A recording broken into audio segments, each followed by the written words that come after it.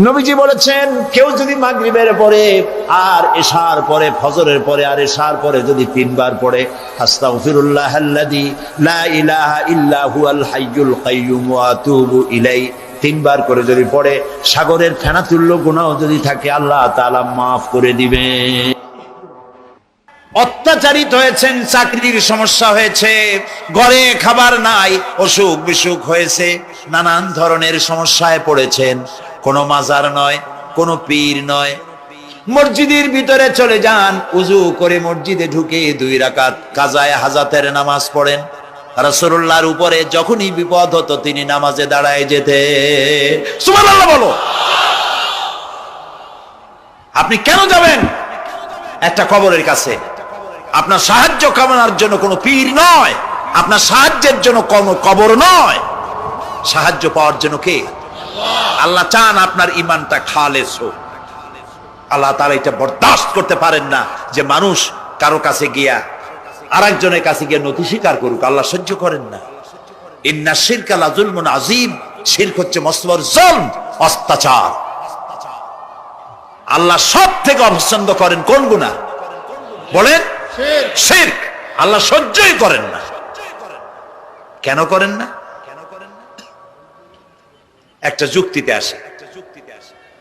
যারা বিবাহ করেছেন তাদের স্ত্রী যদি স্বামীর সাথে যে ধরনের হাসি খুশি প্রেমের আদান প্রদান করে, স্বামী ছাড়া যদি আরেকজন পুরুষের সাথে এরকমের ভাব বিনিময় করে, ফোনে কথা বলে, প্রেম করে, খুব সুন্দর করে ভালোবাসা দিয়ে যদি চিঠি লেখে অন্য পুরুষের কাছে অথবা প্রেম নিবেদন করে, তাহলে স্বামীদের অবস্থা কেমন হবে বলেন?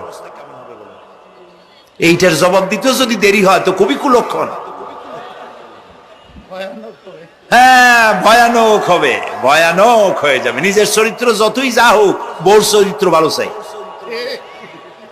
আচ্ছা বলেন তো, স্ত্রী আপনার সঙ্গে যেভাবে প্রেমের হাসি হাসে, প্রেম নিবেদন করে, ওই রকম আরেকটা পুরুষের কাছে সাথে করলে আপনার সহ্য হয় না কেন? আপনি স্ত্রীর উপরে আপনার অধিকারটা কতখানি, কি জন্যে? আপনার স্ত্রীর যে হাসি, যে মিষ্টি হাসি, যা আপনার প্রাণ কেড়ে নেয়, ওই হাসিতে আপনার কোনো অবদান আছে বলেন? তার যে টানা টানা চোখ, সুন্দর ভ্রু, মাথায় অনেক লম্বা চুল, শরীরটা সুন্দর, যৌবন, রূপ, এর ভেতরে আপনার কোনো অবদান আছে? হ্যাঁ আছে, একটু তো আছি। আপনি যে মুখ দিয়ে বউটা হাসে, সেই ঠোঁটে একটু লিপস্টিক লাগাইছেন। যে চোখের জন্য আপনি পাগল, সেই চোখে একটু কাজল লাগাইছেন। শরীরটাকে পেঁচাবার জন্য সুন্দর একটা শাড়ি কিনে দিছেন। একটা শাড়ি দিয়ে, একটু লিপস্টিক কিনে দিয়ে, চুলের একটা ক্লিপ কিনে দিয়ে, একটা ভালো শাড়ি কিনে দিয়া স্ত্রীর উপরে যদি এত অধিকার আছে যে কোনদিন মৃত্যু পর্যন্ত কোন প্রেমের হাসি, ভালোবাসার আদান প্রদান আপনি ছাড়া আর কারো সাথে করতে পারবে না, এইটা যদি আপনার অধিকার এভাবে প্রতিষ্ঠিত হয়, তাহলে এই হাসি যিনি দিলেন, এই দাঁত, এই সুন্দর চোখ, এই রূপ, এই যৌবন যা আল্লাহ তাআলা দিলেন, তার সামনে কোনো পীর অথবা কবরের সামনে যদি হাত পাতে আল্লাহ বরদাস্ত করেন না। কথা কি বুঝে আসছে? কথা বুঝে আসছে? আলহামদুলিল্লাহ বলেন। আলহামদুলিল্লাহ। বুঝলেই আমাদের কষ্ট সার্থক। আলহামদুলিল্লাহ বলুন। আমরা যেন আল্লাহরে চিনতে পারি, বুঝতে পারি। আমার বিশ্বাস করুন, কোরআন আমার সামনে, আল্লাহর কসম, কোন জীবিত পীর, কোন মৃত্যু পীর আমার ভাগ্যের ভালো বা মন্দ করার কোন অধিকার রাখে না, রাখে না, রাখে না। কোন পীর ফু দিয়ে আমার ভাগ্যকে ভালো বানাই দিতে পারবে না, পারবে না, এবং আমার একটা চুলও বাঁকাও করতে পারবে না। খাইরিহি ওয়া শাররিহি মিনাল্লাহি তাআলা। আমার ভালো, আমার মন্দ করার একমাত্র মালিক কে? এক আঙ্গুল আকাশের দিকে উঁচু করে চিৎকার দিয়ে বলুন, কে? আবার বলেন, আবার বলেন, আবারও বলুন। হাত নামান। আল্লাহ কবুল করুন, বলেন আমিন। আমার এই বক্তব্য দিয়ে আমি কোন পীরকে অমর্যাদা করছি না। পীর সাহেবদের কাছে পীর কোন শরীয়তের শব্দ নয়, কোরআন এবং হাদিসে কোথাও পীর বলে কোনো শব্দ নাই। এটি ফার্সি শব্দ। এই শব্দের অর্থ হলো বৃদ্ধ। তো পীর যদি বৃদ্ধ হয় ভালো কথা, তিনি যদি আলেম হন আরো ভালো কথা। কিন্তু বাপ পীর ছিল, উনিও সেই সুবাদে পীর, ইলেম নাই, তোনার নিজের কাছেই তো টর্চ নাই। আপনাকে অন্ধকারে উনিও ম্যান হোলের মধ্যে পড়বে, আপনারে নিয়ে পড়বে। আলেম হইতে হবে, পীর যদি হয় আলেম হইতে হবে, 1 নম্বর কথা। 2 নম্বর কথা হলো তিনি ব্যবসায়ী হবেন না, ধর্মের নামে তিনি ব্যবসা করবেন না। তিনি মানুষকে হেদায়েতের পথ দেখাবেন, প্রয়োজনে জেলে যাবেন, প্রয়োজনে ফাঁসির মঞ্চে দাঁড়াবেন। তিনি নিজেকেই ইসলামের সব আমি করি, আর ইসলাম কারো কাছে নাই। যারা ইসলাম করলো 70-80 বছর ধরে, রাজনীতির পথ দেখালো, তারা ইসলামের দল না, ওনারটাই ইসলামের দল। এই ধরনের ফাজলামি বক্তব্য থেকে বিরত থাকতে হবে, এই ধরনের বেয়াদবিপূর্ণ বক্তব্য থেকে বিরত থাকতে হবে। আমার দোকানে খাঁটি ঘি পাওয়া যায়, আর কারো দোকানে খাঁটি ঘি পাওয়া যায় না। ইসলাম নিয়ে এই ধরনের মনোপলি বিজনেস করতে দেওয়া হবে না। প্রিয় ভাই সব, আমরা পীর সাহেবদের চিনি। পীর ছিলেন শাহজালাল রহমতুল্লাহ আলাইহি। সুবহানাল্লাহ। যুদ্ধ করা লাগে নাই, আজান দিয়েছেন, মূর্তির মাথা ভাঙ্গা চুর চুর হয়ে পড়ে গিয়েছে। গৌর গোবিন্দ পলায়া কুল পায় নাই। লোকেরা যায় তার মাজারে গিয়ে গজাল মাছ জিয়ারত করে আসে, কিন্তু তরবারিটা দেখে আসে না। দোধারি তরবারি এখনো আছে। সুবহানাল্লাহ বলেন। পীর ছিলেন হযরতে বাহাউদ্দিন নকশবন্দি, মুজাদ্দিদ আল ফিসানি রহমতুল্লাহ আলাইহি, বড় পীর আব্দুল কাদের জিলানী রহমতুল্লাহ আলাইহি, খাজা মঈনুদ্দিন চিশতি রহমতুল্লাহ আলাইহি, শাহজাহান আলী রহমতুল্লাহ আলাইহি। কত ওলিউল্লাহর মাজার দিয়ে আমার দেশ ভরা। আলহামদুলিল্লাহ কর।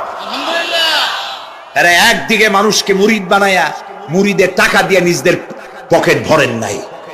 ওনারা এরকম করতেন না, এইরকম করতেন। আর রাসূলুল্লাহ বলেছেন এই রকমের হাতের মর্যাদা নাই, এই হাতের মর্যাদা। আমি পীর দেখছিলাম, বাইতুল শরফের পীর হযরত শাহ আব্দুল জব্বার সাহেব, আল্লাহ তাআলা জান্নাতুল ফেরদাউসের মেহমান বানায়নি। এই বাংলাদেশে শত শত মসজিদ, মাদ্রাসার এতিমখানা তৈরি করে গেছেন। সুবহানাল্লাহ। বৃষ্টির মৌসুমে চট্টগ্রামের বাড়ি তার, 14 বছর মাদ্রাসায় ওয়াজিদিয়া চট্টগ্রামে 14 বছর বুখারী শরীফ পড়িয়েছেন। কি মানের আলেম, খালি পীর না। মুরিদরা যত টাকা দিত, এই টাকা দিয়ে বড় বড় মাদ্রাসা মসজিদ করেছেন। আর বৃষ্টির সময় সাথী সঙ্গী নিয়ে বস্তি এলাকায় যেতেন, পলিথিন দিয়া ছাওয়া, বাচ্চা আর তার স্বামী নিয়ে কাতরায় এক কোনায় বসে আছে, খাবার নাই, চাউল নাই, অসুস্থ, তাদের চাউল দিয়ে আসতেন, তাদের রান্না করার শাকসবজি দিয়ে আসতেন, ওষুধ দিয়ে আসতেন, হাড়ি পাতিল দিয়ে আসতেন। বন্যা হলে, তুফান হলে টাকা উজাড় করে যা মুরিদরা দিত সবগুলি উজাড় করে মানুষের খেদমত করতেন। সুবহানাল্লাহ। কাজী যারা জামায় অনেকগুলো পকেট সমানে নিতে থাকে আর ভরতে থাকে, এইভাবে করে এই ব্যবসায়ীদেরকে পরিত্যাগ করতে হবে। পীর হচ্ছে ওই সমস্ত লোক যারা নাকি ধর্মের নামে ব্যবসা করে না, বরং আল্লাহর দ্বীনকে প্রতিষ্ঠা করার জন্য কথা বলে। প্রিয় ভাই সব, আমাদের জেহেন সাফ করতে হবে, পরিষ্কার করে বুঝতে হবে আমার ভালো আমার মন্দ কে করতে পারেন? আল্লাহ। সম্রাট শাহজাহান নাম শুনেছেন? কোথার বাদশা বলেন? দিল্লির সম্রাট। সম্রাট শাহজাহান পৃথিবী জোড়া নাম তার। কবি বলছেন, শাহনে জাহাं को जिन्हें फख्र से देते थे बाज, वाज कब्र में है सूरह अलहम्दु की मोहताज। যে শাহজাহানকে কর দিয়া ট্যাক্স দিতে পারলে জনগণ নিজেদেরকে গৌরবান্বিত বলে মনে করত, সেই শাহজাহান কবরে শুয়ে আছে, সূরা ফাতিহার মুহতাজ হয়ে আছে। সুবহানাল্লাহ। যদি কেউ আমার কবরের কাছ থেকে হেঁটে যাইতো আর একটু সূরা ইখলাস পড়ে সবরে সানি করতো, আমি কিছু পাইতাম। আহারে, এই এতিম ফকির হয়ে শুয়ে আছে। এক ফকির দিল্লি ঘুরতেছে, একজন বলছে, ভাই তোমারে তো খয়রাত করে দেখতেছি আমি সেই ছোটবেলা থেকে, খালি তুমি খয়রাত করো। একটা জিনিস আপনারা মনে রাখবেন, গরিব, আজকে যারা গরিব পরিশ্রমের মধ্য দিয়ে কালকে তারা ধনী হতে পারে, কিন্তু যারা ভিক্ষুক, যারা ভিক্ষা করে, জিন্দেগিতে কোনোদিন তারা বড় হতে পারবে না। ভিক্ষা করা যাদের অভ্যাস, জীবনেও বাড়ি করতে পারবে না, জীবনেও শান্তি আসে, বলে আলহামদুলিল্লাহ। দুই অবস্থায় তার জন্য নিয়ামত আল্লাহর তরফ থেকে সে পায়, আলহামদুলিল্লাহ। প্রিয় ভাই সব, তো আল্লাহর উপর ঈমান আনার জন্য কয়টা শর্ত বলছি না? এই যে প্যাচ লেগে গেছে, কয় যে তিনটা। আল্লাহর উপর ঈমান আনার জন্য শর্ত কয়টা? চারটা। চারটার বলছি কয়টা? দুইটা। আরেকটা হচ্ছে আল্লাহর কুদরত এ বিশ্বাস করা। আল্লাহর কুদরত মানে শক্তি। আল্লাহর কিছু বিশ্বাস করবেন, বলেন জোরে? শক্তি। আকাশ এবং জমিনে শক্তিশালী কে? কিন্তু আমার দেশের জনগণ, কিছু কিছু রাজনীতিবিদরা বলে জনগণই নাকি সকল ক্ষমতার, সকল শক্তির উৎস। কি পাগল! তুমি ক্ষমতার উৎস? নাকের মধ্যে ময়লা, দাঁতে ছাতা, পেটের মধ্যে দুর্গন্ধ ভরা, ক্ষমতার উৎস? আশ্চর্য কথা। এই যে ক্ষমতার উৎস, হাজার হাজার লোক এখানে বসা, দুইটা ভাউয়া ব্যাংক যদি দুই কোণা দিয়ে ঢোকে, ভাউয়া ব্যাংক চেনেন? বিগ সাইজের ব্যাংক, দুইটা যদি দুই দিক দিয়ে ঢোকে লাফাইতে লাফাইতে, সামনে যারা আছে এমনি লাফাবে। অন্তত টঙ্গী তামিরুল মিল্লাত মাদ্রাসা ছাড়াইয়া তারপরে ফিরে তাকায় বলবে, ভাই আমরা দৌড়াই কেন? ব্যাংকের সামনে অসহায়, বল্লা ভীমরুলের সামনে অসহায়, সাপের সামনে, বিচ্ছুর সামনে অসহায়, তারা কয় সকল ক্ষমতার উৎস জনগণ। কপাল পোড়া! ক্ষমতার উৎস জনগণ নয়, এটা কোরআনের সাথে কন্ট্রাডিকশন হয়। এ কথায় আল্লাহ বলেছেন আন্নাল কুওয়াতা লিল্লাহি জামিয়া, সকল ক্ষমতার উৎস কে? চিল্লায় বলো ক্ষমতা কি দেখছেন?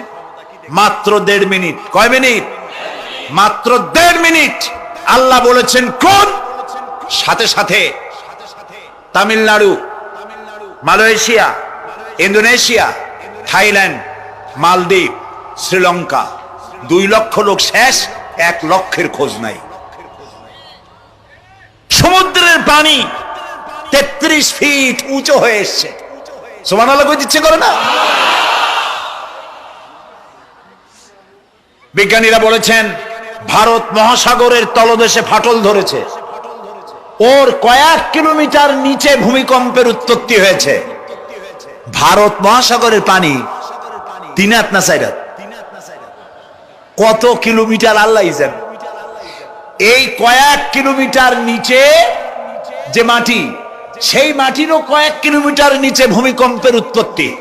এখান থেকে ভূমির কম্পন হয়েছে, সেই ভূমিকম্পে সমস্ত মহাসাগরের মধ্যে, ভারত মহাসাগরের মধ্যে জলকম্পন শুরু হয়েছে। পানির কম্পন, মাটির কম্পন একসাথে। 33 ফিট উঁচা, মানে 4 তলা বিল্ডিং এর মতো উঁচু হয়ে আসছে পানি। 4 তলা পরিমাণ উঁচু হয়ে পানি চলে আসছে। বাড়ি গাড়ি সব কিছু খড় কুটার ন্যায় সব উড়িয়ে দিয়েছে। এগুলোরে কপাল পোড়া নাস্তিক যেগুলি, তারা বলে প্রাকৃতিক দুর্যোগ, আর বাপের মাথা। আচ্ছা, প্রাকৃতিক দুর্যোগ, প্রকৃতি কি? কোন জন্তুর নাম? প্রকৃতি কোন জন্তু, জানোয়ারের নাম? প্রকৃতি নিজে চলে না কেউ তাকে চালায়? কে চালায়? কপাল পোড়ারা তা বোঝে না। বিশ্ববিদ্যালয়ের শিক্ষক হয়েছে তো, আল্লাহ দিয়ে আসি কোথায়? তবে সব খারাপ না, ভালো আছে আলহামদুলিল্লাহ। কিছু আছে কপাল পোড়া, বিশেষ করে শান্তিনিকেতনে যারা পড়াশোনা করে আসে, সাহিত্য চর্চা করে, এই সাহিত্য চর্চা করতে করতে এক পর্যায়ে কপাল পুড়ে যায়, আল্লাহরে চিনতে পারে না। সব চেনে, আল্লাহরে চেনে না। আল্লাহ এখন চিনাইতেছে ভালো করে। প্রিয় ভাই সব, কওমে আদ, কওমে সামুদ, এগুলিকে আল্লাহ তাআলা ধ্বংস করেছেন। কিয়ামতের আগে এই যে 7টা আকাশ, এই আকাশ সম্পর্কে অবিশ্বাসীরা তারা বলেছে আকাশ বলতে কিছুই নাই, এটা নাকি অনেক দূরে, তাই নীলা নীলে দেখা যায়। কি কপাল পোড়া, চিন্তা করো, নীলা নীলা দেখা যায়। এই আকাশ মহাশূন্য। এই আকাশগুলি, আকাশ কয়টা? কয়টা স্তর? 7টা।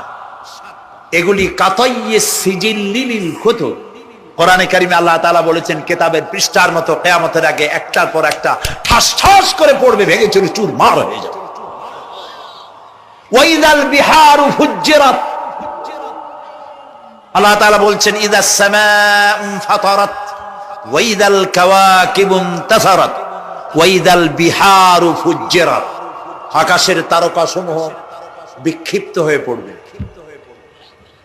অসংখ্য তারকারাজি, বিশাল বিশাল তারকা বিক্ষিপ্ত হয়ে পড়বে। চন্দ্র সূর্য একটার সাথে আরেকটা ধাক্কা লেগে চাঁদ আর সূর্য আলো হারিয়ে ফেলবে, একাকার হয়ে যাবে। পাহাড়গুলো উঁচু করে আল্লাহ তাআলা জমিনের উপরে আছাড় মারবেন, কালিহিনিল মানফুস, তুলার মতো উড়ে চলে যাবে। সুবহানাল্লাহ বলবা না? কত বড় শক্তি আল্লাহ পাকের। ওয়াইদাল বিহারু ফুজ্জিরাত, সমুদ্র সমূহ বিদীর্ণ হয়ে যাবে। সমুদ্রে যত পানি আছে সমস্ত পানিগুলি নিঃশোষিত হয়ে যাবে মাটির তলায়, এবং সেখানে অগ্নি উৎপত্তি হবে। কোরআনে কারিম আল্লাহ বলে দিয়েছেন গোটা সমুদ্রগুলিতে আগুন জ্বলতে থাকবে। এগুলি কিয়ামতের আলামত। আল্লাহ পাকের অফুরন্ত মেহেরবানি। এই যে কানের কাছ দিয়া গুলিটা চলে গেছে, কানে লাগে নাই, বাড়ির কাছ থেকে কিয়ামত হয়ে গেল, বাংলাদেশে আল্লাহ বাঁচাই দিলেন। সুবহানাল্লাহ বলো, আলহামদুলিল্লাহ বলে। আমাদের প্রতিবেশী দেশগুলিতে যেভাবে আঘাত লাগছে, ওর 1000 ভাগের 1 ভাগের আঘাত কয়েক সেকেন্ড যদি বাংলাদেশে হতো, আমাদের সব অপরিকল্পিত শহর, রাজুক পারমিশন দিয়েছে 3 তলার, করা হয়েছে 7 তলা। এইভাবে অপরিকল্পিত যত বিল্ডিং আছে এগুলি পচা সিমেন্ট দিয়ে, পচা ইট দিয়ে তৈরি করা হয়েছে। 2-3 সেকেন্ডের ভূমিকম্প যথেষ্ট এই শহর লন্ডভন্ড করে দেওয়া। অসংখ্য মানুষ মারা যাবে, অসংখ্য বাড়ি ঘর শেষ হয়ে যাবে। এদেরকে রেস্কিউ করার মতো মডার্ন ইকুইপমেন্টসও গভর্নমেন্টের কাছে নাই। এই জন্য আল্লাহর কাছে সেজদা দিয়া গুনার তওবা করতে হবে, আল্লাহ আমাদের মাফ করে দাও, আমার এই গরিব দেশটাকে কিয়ামত পর্যন্ত এই গজব থেকে বাঁচাও। প্রিয় ভাই সব, আল্লাহ তাআলার ক্ষমতার ওয়াজ আমি আজ করতে পারবো না, অনেক লম্বা হয়ে যাবে। কারণ আমাকে 3টা পুঁজির কথা তো কমসে কম বলতেই হবে, অল্প করে হলেও। শুনবেন তো? আল্লাহ তৌফিক দিক, বলেন আমিন। তো আল্লাহ তাআলার ক্ষমতায় বিশ্বাস করা, তার প্রচন্ড ক্ষমতা, যা খুশি তাই বলেন করতে পারেন। মরাকে জিন্দা, জিন্দাকে মারতে পারেন, মরুভূমিতে ফুল ফুটাতে পারেন। সুবহানাল্লাহ, যা খুশি তাই করতে পারেন। এই শক্তি সহকারে আল্লাহকে বিশ্বাস করতে হবে। 4র্থ নম্বরে আল্লাহর হুকুম এবং হাকাম, আদেশ নিষেধ। আমি আল্লাহরে বিশ্বাস করি, এই কথার কোনো দাম নাই যদি তার আদেশ না মানি। এই কথার কোনো দাম নাই যদি তার নিষেধকে আমি আমার জীবনে প্রত্যাহার না করে চলতে পারি। মুসলমান বলে দাবি করার কোনো মূল্য নাই। একদিকে নামাজ পড়ি, আর একদিকে ওজনে কম দেয়, খাদ্যে ভেজাল দেয়, বেপরদা করি, মিথ্যা কথা বলা হয়, ওজনে কম দেয়, খাদ্যে ভেজাল দেয়, জমিনের আইল ঠালে আমানতের খেয়ানত করে, আল্লাহর হুকুম মানা হলো না, রাসূলের আদেশ মানা হলো না। আল্লাহর উপর ঈমান আনার জন্য 4র্থ শর্ত হচ্ছে আল্লাহ যা বলেছেন মাথা নত করে মেনে নিতে হবে, বলতে হবে সামি'না ওয়া আতা'না। বলেন সামি'না ওয়া আতা'না, শুনলাম আর মেনে নিলাম। বলেন তো জোরে, শুনলাম আর মেনে নিলাম। সুবহানাল্লাহ বলেন। মুমিনেরা এই প্রশ্নই করবে না মদ হারাম কেন, মুমিনেরা এই প্রশ্নই করবে না জুয়া হারাম কেন, মুমিনেরা এই প্রশ্নই করবে না জিনা হারাম কেন। একটাই জবাব, মদ হারাম কেন? আল্লাহ হারাম করেছেন তাই হারাম। জিনা হারাম কেন? আমার আল্লাহ হারাম করেছেন তাই হারাম। জুয়া হারাম কেন? আমার আল্লাহ হারাম করেছেন তাই হারাম। কোন যুক্তি নাই। যুক্তির, আল্লাহর নিষিদ্ধ জিনিসে যুক্তি তালাশ করে কেবলমাত্র শয়তান। আল্লাহর আদেশ নিষেধের যুক্তি তালাশ করে কে? শয়তান। মুমিনের কাজ হলো সামি'না, বলেন, ওয়া আতা'না, শুনলাম আর মানলাম, বাস, শেষ কথা, খালাস। এই গেল 4টি শর্ত পুরো হয়ে গেছে। এই 4টি শর্ত যদি পূরণ করতে পারি তাহলে আল্লাহরে বিশ্বাস করছি এটা প্রমাণিত হবে, এটা জাস্টিফাই হবে, এটা সত্যতা প্রমাণ হবে যদি আল্লাহ হুকুম মতো। 1 নম্বরে হলো, আমি আবার কথাটা প্যাকেট করে দিই, যাতে করে আপনারা বাড়ি নিয়ে যাইতে পারেন। আল্লাহর উপরে ঈমান এনেছি এই কথাটাকে কমপ্লিট করার জন্য শর্ত কয়টা? 4টা। 1 নম্বরে আল্লাহর অস্তিত্বে বিশ্বাস, বলেন আল্লাহর অস্তিত্বে বিশ্বাস। 2 নম্বরে আল্লাহর গুণাবলীতে বিশ্বাস। 3 নম্বরে আল্লাহর ক্ষমতায় বিশ্বাস। 4 নম্বরে আল্লাহর আদেশ এবং নিষেধে বিশ্বাস, মান্য করে চলা। আল্লাহ যেন এই তৌফিক আমাদের দেয়, বলেন আমিন। আল্লাহ রাব্বুল আলামিন দুনিয়ায় শান্তি, আখিরাতে জাহান্নাম থেকে মুক্তি দেওয়ার জন্য আল্লাহ পাক আমাদেরকে একটা ব্যবসার কথা বলেছেন। ওই ব্যবসায় পুঁজি কয়টা? বলেন। 3টা পুঁজি। বলছি কয়টা? দেখেন যে কেমনি প্যাঁচ লাগে। বলছি মাত্র একটা, সে একটা ডাল বার করছি 4টা। এবার আসেন মূল পয়েন্টে। এবার দ্বিতীয় পয়েন্ট, রাসূলের প্রতি ঈমান। আমরা তো রাসূলের প্রতি ঈমান আনছি কিনা বলেন? রাসূলের প্রতি ঈমান এনেছি। আমাদের এই ঈমান যথেষ্ট নয়, কারণ আমাদের ঈমান হলো রবিউল আউয়াল মাসে ঈমান তাজা হয়, ঠিক না? ঠিক না? রবিউল আউয়াল মাস যখন আসি, ব্যানারটা নাই, শামিয়ানাটা নাই, রাস্তাগুলিতে ফ্ল্যাগ লাগাই আর আলোকসজ্জা করি। মন্ত্রীরা আসেন, নেতারা আসেন, সিরাতুন নবী মাহফিলে দাঁড়ায় বলেন নবীর আদর্শ অনুসরণ করা ছাড়া উপায় নাই। অথচ ওনার পা থেকে শুরু করে মাথা পর্যন্ত নবীর আদর্শ নাই। আবার এই করো, আমার আনুগত্য করো, আমার অনুসরণ, আমার আনুগত্য করলে পরে তোমাদের কে আল্লাহ রাব্বুল আলামিন ভালোবাসবেন এবং তোমাদের তামাম জিন্দেগির সমস্ত গুনাহ খাতা আল্লাহ তাআলা মাফ করে দিবে। আমরা কি গুনাহ মাফ করাইতে চাই? বলেন চাই? আসুন রাসূলের আনুগত্য করি। রাসূলের আনুগত্য কিরকম? রাসূল যেভাবে মোস কাটছে আমরা সেইভাবে মোস কাটবো। তিনি দাড়ি যেভাবে রাখছেন আমরা সেইভাবে রাখবো। তিনি চুল কাটছেন যেভাবে সেইভাবে করব। তিনি পায়ের নখ, হাতের নখ যেভাবে কাটছেন সেইভাবে করব। তিনি যেভাবে বিবাহ করেছেন সেই সুন্নত অনুযায়ী বিবাহ, তিনি যেভাবে দেশ চালাইছেন সেইভাবে দেশ চালাবো। রাসূলের অনুসরণের অর্থ শুধু এই নয় যে তিনি যেভাবে সুরমা লাগাইছেন আমি ওইরকম সুরমা দেব, তিনি যেভাবে কদু খাইছে আমিও কদু খাবো, এটা নয়। এটা নয়, শুধু রাসূলের আনুগত্য হবে মুরগির ফার্ম থেকে শুরু করে জাতিসংঘ পর্যন্ত, জীবনের সব ক্ষেত্রে।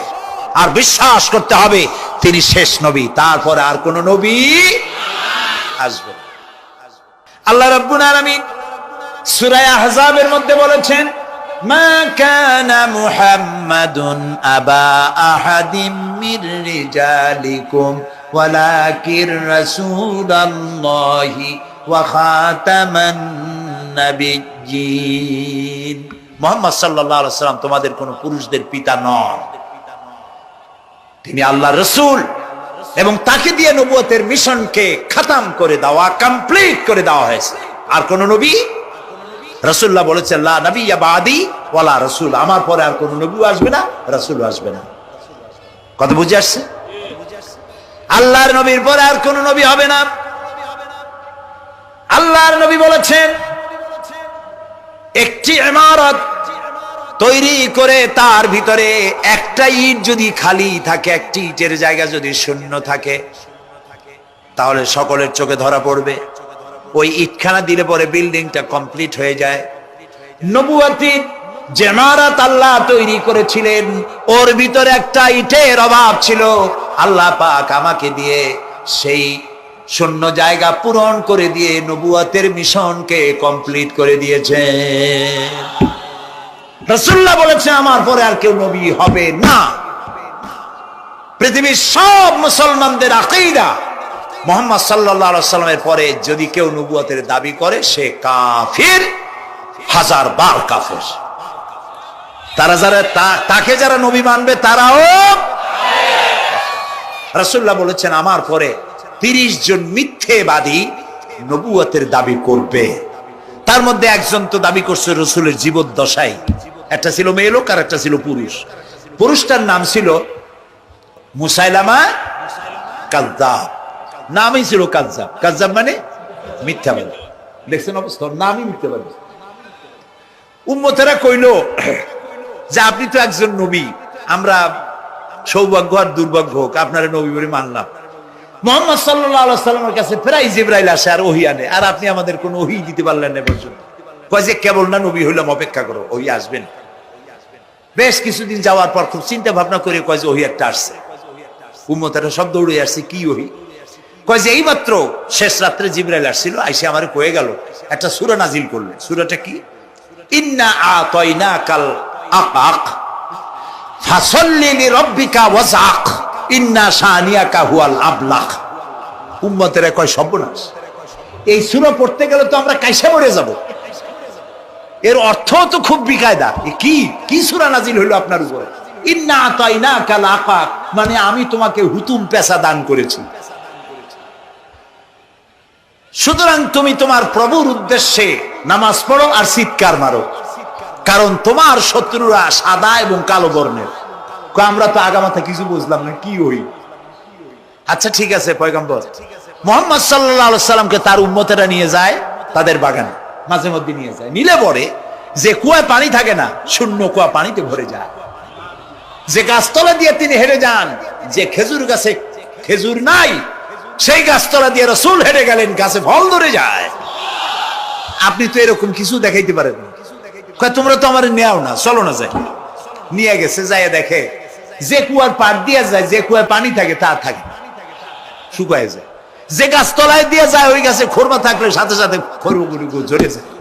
উম্মতের কয় কি একটা কপাল পড়ো, নবী পাইলাম ভাগে। আল্লাহ তারে শেষ করছে, দুনিয়া থেকে জাহান্নামে চলে গেছে। সেই মহিলাটাও গেছে, সেও গেছে। রাসূলুল্লাহ বলেছেন এইরকম 30 জন মিথ্যাবাদী নবুয়তের দাবি করবে কিয়ামতের আগ পর্যন্ত।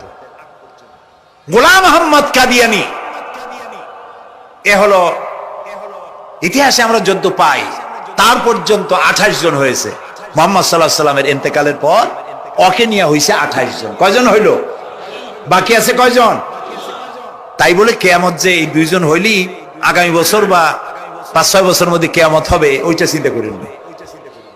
এই পৃথিবীতে একটা লোক আল্লাহ শব্দ উচ্চারণ করার যদি থাকে, কিয়ামত সে পর্যন্ত হবে না। সুবহান। সুতরাং বহুত দেরি আছে কিয়ামতে। তবে ওর মতো আরো শয়তান 2 জন আসবে। গোলাম আহমদ কাদিয়ানী বলল, আমি পয়গম্বর, আমি নবী, আমার উপরে ওহী আসে। তো তার সঙ্গে ওই যুগের বড় আলেম মাওলানা আতাউল্লাহ শাহ বুখারী রাহমাতুল্লাহ আলাইহি, তিনি বললেন, আচ্ছা তুমি যে নবুয়তের দাবি করো, এই শক্তি তুমি পাও কই?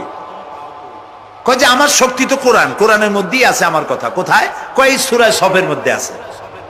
ইয়াতি মিন বাদি ইসমুহু আহমদ। ঈসা আলাইহিস সালাম আমার ব্যাপারে ফোরকাস্ট করেছেন, ভবিষ্যৎবাণী দিয়েছেন যে আমার তোমার ভাইয়ের সঙ্গে যেন বেয়াদবি না হয়।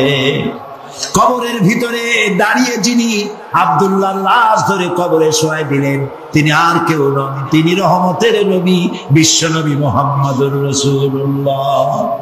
নিজ হাতে কবরে শোয়াই দিলেন।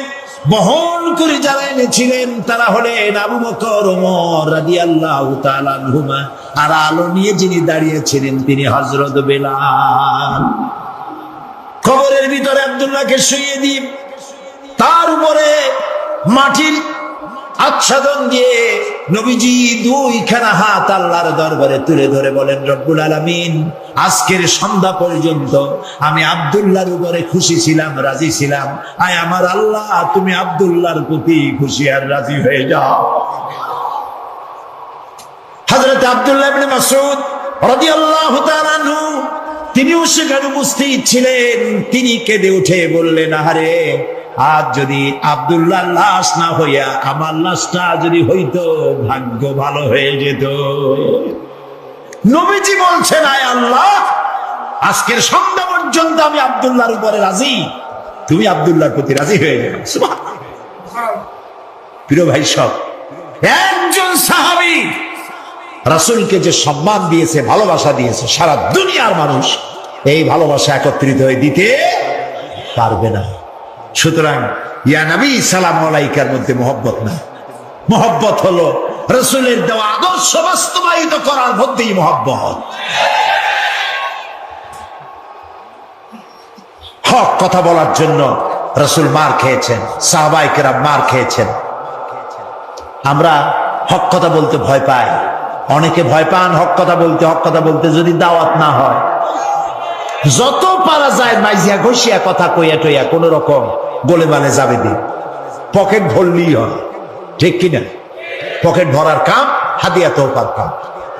প্রিয় ভাই সব, এটা হাদিয়া তোহবার রাস্তা না, এ রাস্তা রক্ত পিচ্ছিল, এ রাস্তা বড় কঠিন, দান দান শহীদ হওয়ার রাস্তা, কাঁচা কলিজা চামড়ায় খাওয়ার রাস্তা। হযরত হামজা রাদিয়াল্লাহু তাআলা আনহুর কলিজা চাবায় খেয়েছিল কাফেররা। এই কষ্ট করার পর ইসলাম এসেছে। ইসলামকে টিকিয়ে রাখতে হবে এবং দুনিয়ার সামনে প্রমাণ করতে হবে মুসলমানেরাই কেবলমাত্র আদর্শবান, পৃথিবীর শান্তি স্বস্তি মুসলমানেরা দিতে পারে, ইসলাম দিতে পারে, এটা বুঝাতে হবে। কিন্তু যে পথে আমাদের লোকেরা রওনা হয়েছে এই পথ আসল পথ নয়। একজন ব্যক্তির পিছনে দৌড়ানো, শাস্ত্রস্তি, ব্যক্তি পূজা, মাজার পূজা, পীর পূজা, এইসব পূজা দিয়ে গোটা দেশ কোথায় যাচ্ছে? আদর্শ ছেড়ে। প্রিয় ভাই সব, এই জন্য আমাদেরকে বুঝতে হবে, এই ধারণা বদ্ধমূল করে নিতে হবে, আল্লাহ যত নবী পাঠিয়েছেন সব নবীরা কি ছিলেন? মানুষ। বলেন সবাই। কিন্তু কাফেরেরা এটা মানতে পারে নাই। কাফেরেরা বলতো মা হাদা ইল্লা বাশারুম মিসলুকুম ইউরিদু আন ইয়াতাফাদ্দালা আলাইকুম ওয়ালাউ শাআ আল্লাহু লাআনজালা মালাইকাতাম মা সামি'না বিহাদা ফি আবাইনাল আউয়ালিন। মা হাদা ইল্লা বাশারুম মিসলুকুম, এই যে নবী, এ তো মানুষের মতো। এটা কি কথা? তার আলাদা একটা ফজিলত আমাদের উপর থেকে কি হবে?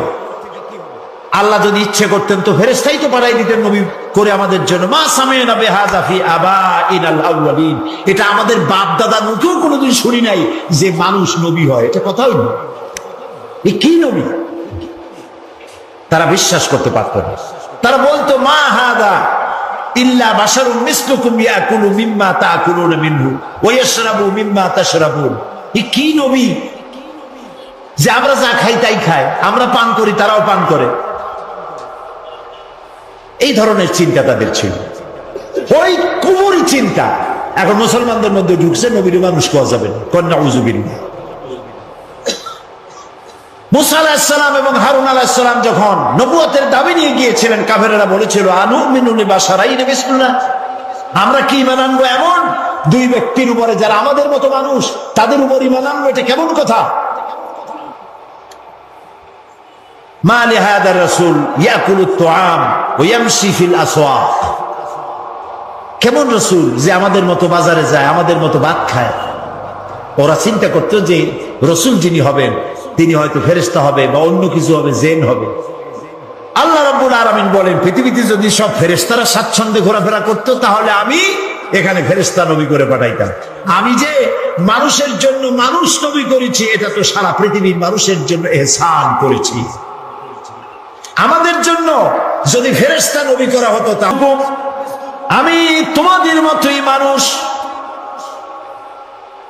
ইউহা ইলাইয়া, আমার কাছে ওহী আসে, আর তোমার আর আমার, তোমাদের আর আমার ইলাহ এক, আমি তোমাদের মতো মানুষ। কুল ইন্নামা আনা বাশারুম মিসলুকুম, আমি তোমাদের মতো মানুষ। বুঝতেছেন কথা? এই কথার ব্যাখ্যা সব সময় আমি চেষ্টা করি মানুষকে বুঝাবার জন্য। আল্লাহ তৌফিক দিন, বলেন আমি। ইন্নামা আনা বাশারুম মিসলুকুম, আমি তোমাদের মতো মানুষ, এই কথার ব্যাখ্যা দরকার। তা না হলে আন্দাজে দেখবেন এই যে কথা বললাম, যদি ব্যাখ্যা না দেওয়া হয় তাহলে কেউ কেউ আগামীকাল থেকে ওয়াজ করা শুরু করবেন, এই সাইদি আসছিল, আসে বলে গেছে নবী নাকি আমাদের মতো সাধারণ মানুষ। আর লোকেরা কবে নাউজুবিল্লাহ, কইল নবী মানুষ। কিন্তু মানুষের মধ্যে দুইটা শ্রেণী। কয়টা শ্রেণী? একটা হলো সাধারণ আর একটা হলো অসাধারণ। একটা মানব আর একটা বলে মহামানব। রাসূলুল্লাহ মানুষ, মানব, কিন্তু মহামানব। তিনি মানুষ, তবে সাধারণ মানুষ নয়, অসাধারণ মানুষ। সুবহানাল্লাহ। মানুষ কোন দিক দিয়ে? মানুষ এই দিক থেকে, আমাদের মতো মানুষ এই দিক থেকে, আমরা ঘুমাই রসুল ঘুমাই, আমরা খাই তিনিও খান, আমরা বিয়ে করি বাচ্চা হয়, তিনিও বিবাহ করেছেন বাচ্চা হয়েছে। তার শরীর কাটলে যে রক্ত বেরোতো সে রক্ত সাদা ছিল না, সে রক্ত আমাদের মতো লাল রক্ত ছিল। তিনি আনন্দ পেলে হাসতেন, দুঃখ পেলে কাঁদতেন। নবী করিম সাল্লাল্লাহু আলাইহি ওয়াসাল্লামের ছেলে মারা গেল, তিনি কাঁদতেছিলেন, চোখ দিয়ে পানি পড়তেছিল। সাহাবায়ে কেরাম বললেন, হে রাসূল, আপনি তো আমাদের কাঁদতে নিষেধ করেছেন। নবী করিম সাল্লাল্লাহু আলাইহি ওয়াসাল্লাম বলেছেন, আমি চিল্লাতে নিষেধ করেছি, আমার চোখ দিয়ে যেটা পড়ছে এটা হলো মুহাব্বত। আমার অন্তর আল্লাহর দিকে তার ইচ্ছার উপরে রাজি আছে, কিন্তু চোখ দিয়ে মুহাব্বতের পানি পড়তেছে, করুণার পানি, দয়ার পানি, রহমতের পানি পড়তেছে। আমার দিলের মধ্যে কোনো প্রতিবাদ নাই। মাঝখানে একটা কথা বলে রাখি, অনেক আমাদের দেশে প্রায় কেউ যদি মারা যায় বাড়ির মধ্যে কান্নার রোল পড়ে যায়, হয় কিনা বলো? কথা বল না কেন? কান্নার রোল পড়ে যায়। আমরা মেয়ে লোকেরা চট্টগ্রামে কি করে জানি না, বরিশাল বিভিন্ন জায়গায় মেয়ে লোকেরা যখন কান্দে তখন সুর করে কান্দে। দুঃখের মধ্যে সুর আসে কেমনে আমি বুঝি না। সুর না হলে কাঁদতে পারে। আপনাদের এদিকে আছে বোধহয়, হ্যাঁ আছে, সুর দিয়ে কাঁদে। এই যে বিলাপ করতেছেন কেন? আপনি আওয়াজ করে কাঁদছেন কেন? তার অর্থ দাঁড়াচ্ছে আল্লাহর সিদ্ধান্তের বিরুদ্ধে আপনি প্রতিবাদ করছেন। বলেন নাউজুবিল্লাহ, বলেন নাউজুবিল্লাহ। আজকে সকালে আমি এক মহিলার জন্য দোয়া করেছিলাম। বিশ্ব ইসলামী আন্দোলনের নেতা অধ্যাপক গোলাম আজম, জামাত ইসলামী বাংলাদেশের সাবেক আমির, তার বড় ছেলের বউ, পুত্রবধূ সালমা মুন্নিনা, তার এই পুত্রবধূ আমাকেও শ্বশুরের মতো ভক্তি করেছে, মহব্বত করেছে। দীর্ঘদিন রোগ ভোগের পরে মারা গেলেন কদিন আগে। আল্লাহ যেন তাকে জান্নাতুল ফেরদাউসের মেহমান বানায় দেন। কথাটা আনলাম এই কারণে, তার ছোট্ট মেয়ে মামুনের স্ত্রী গোলাম আজম সাহেবের নাতনি, ছোট্ট নাতনি, নাম নুসাইবা, আমাদের পাশে বসা, চোখ থেকে দরদর করে পানি পড়ছে, মুখে কোনো আহা উহু নাই। আমার স্ত্রীর কাছে শুনলাম, তিনিও দেখতে গিয়েছিলেন, তার কাছে শুনলাম ছোট্ট মেয়েটা মায়ের মুখের দিকে তাকায় আছে, ছেলেগুলো মায়ের মুখের দিকে তাকানো, কোনো শব্দ নাই, শুধু চোখ দিয়ে পানি পড়ছে। একটা মুমিনের বাড়ি, কোন মানুষ মারা গেলে তাই হওয়া উচিত। আপনি আওয়াজ করে কাঁদবেন, তার অর্থ আল্লাহর ফয়সালার বিরুদ্ধে প্রতিবাদ করছেন। বলে নাউজুবিল্লাহ।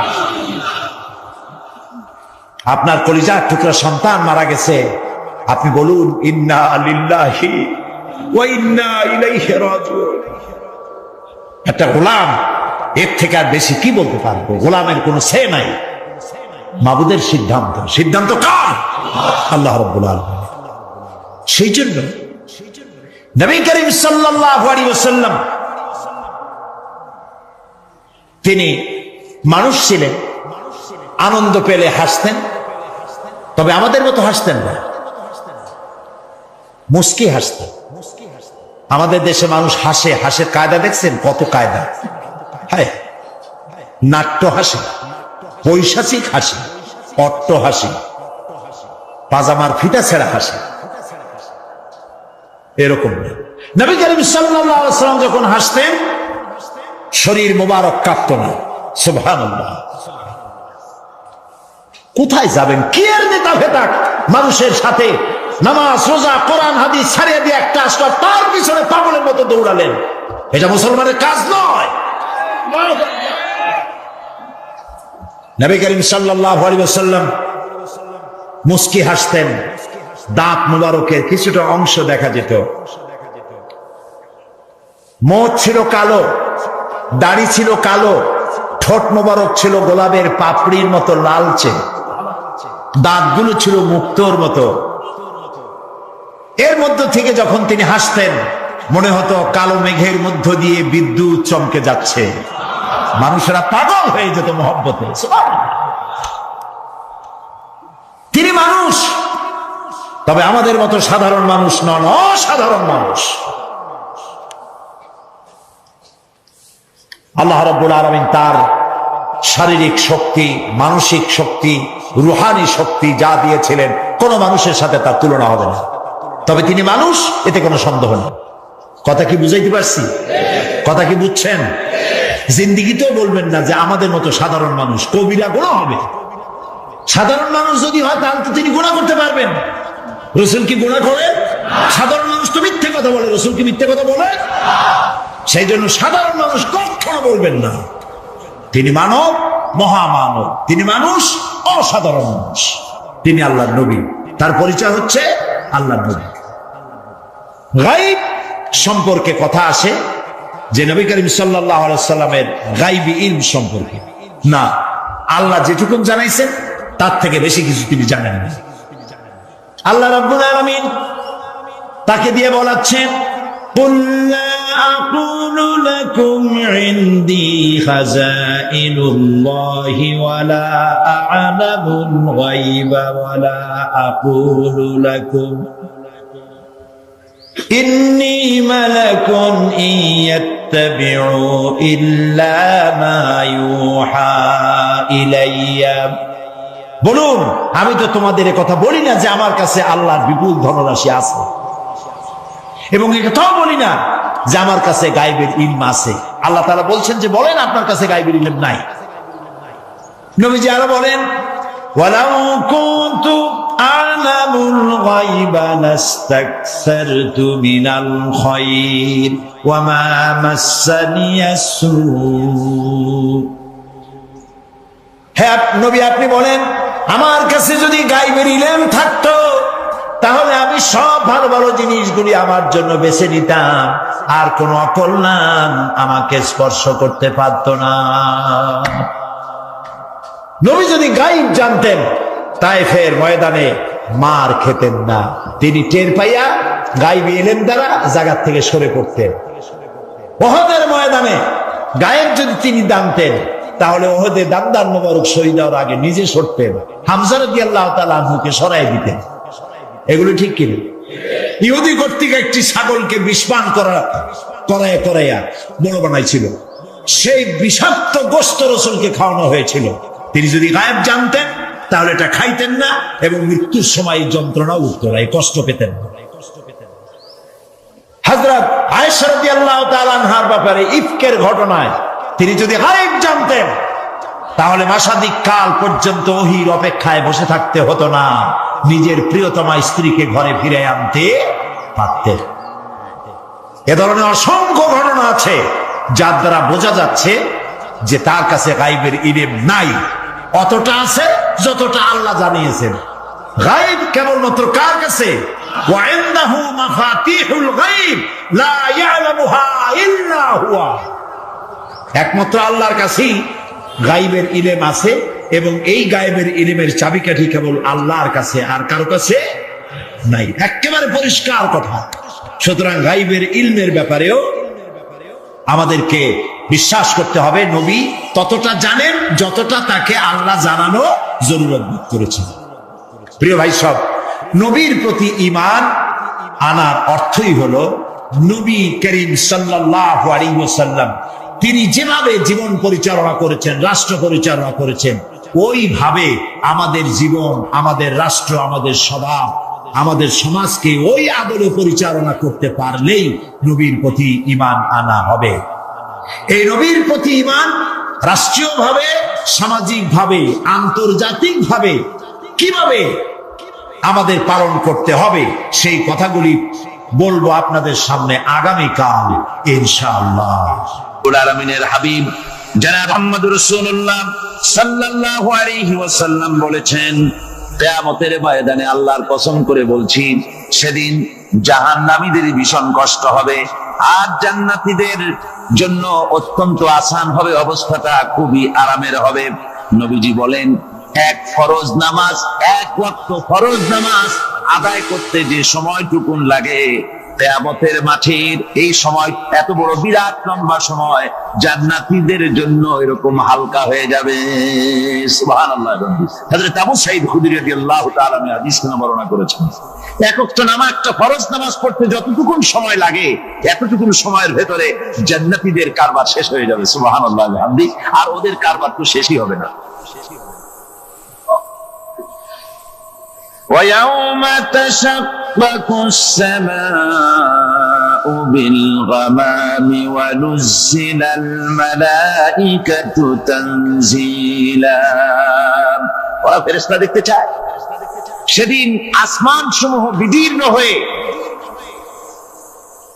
মেঘ পুঞ্জ বেরিয়ে আসবে, আত্মপ্রকাশ করবে। তার ভেতর থেকে ফেরেশতারা ক্রমাগত নাজিল হতে থাকবে। আর অবস্থাটাই হবে আল মুলকু ইয়াওমাইযিল হাক্কু লির-রাহমান ওয়া কানা ইয়াওমান আলাল কাফিরিনা আসীরা।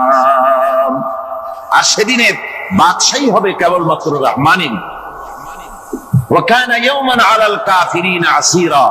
আর সেই কিয়ামতের দিন, সেই সময়টা হবে কাফেরদের জন্য বড়ই কঠিন। এখানে কিয়ামতের কিছু কথা বলা হচ্ছে, কিছু আভাস দেওয়া হচ্ছে যে আসমান সমূহ বিদীর্ণ হয়ে মেঘ পিণ্ড বেরিয়ে আসবে এবং তার থেকে ক্রমাগত ফেরেশতারা নাজিল হতে থাকবে। আল্লাহর হাবিব বলেছেন, কেউ যদি কিয়ামতের দৃশ্য দেখতে চায় সেজন্য সূরা ইজা শামসু কুবিরাত ওয়া ইজা সামাউ ফাতারাত, ইজা সামাউ শাক্কাত, এই সূরাগুলি যেন পড়ে, তাহলে কিয়ামতের দৃশ্য তার চোখের সামনে প্রতিভাত হবে। কিয়ামতের দৃশ্যটা আসলে কেমন হবে সেই সূরাগুলি তেলাওয়াত করলে সে বুঝতে পারবে। যেমন আল্লাহ পাক বলছেন,